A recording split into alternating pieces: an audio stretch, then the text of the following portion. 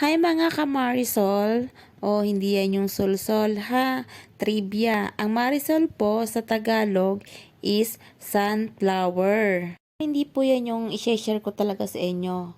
Yung marisol, naranasan nyo ba yung mag-sleep paralysis? Yung bang pag natutulog kayo is hindi nyo maigalaw yung katawan nyo? Tapos yung parang may nakadaga na mabigat sa katawan mo?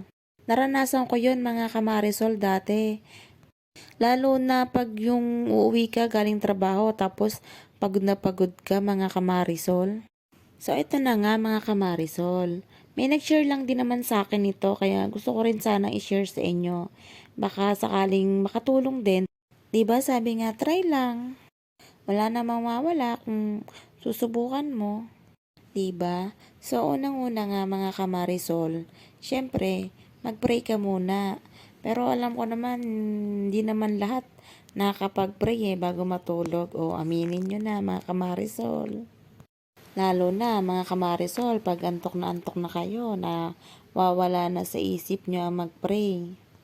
Pangalawa mga marisol, yung punda ng una nyo, paltan nyo ha. At baka may mapa na ng Pilipinas dyan, nandyan na yung Luzon, Visayas at Mindanao.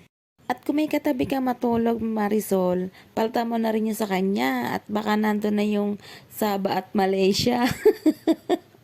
Tapos, pangatlo, mga kamarisol, itap nyo ng 3 beses yung una nyo. 1, 2, 3, tapos baliktarin nyo. Siyempre, pati yun sa katabi nyo, Marisol. Ganon din gawin nyo para parehas kayong masarap ang tulog. So, ayan mga Marisol ha, itry nyo na bago kayo matulog. Okay? Sweet dreams mga Marisol.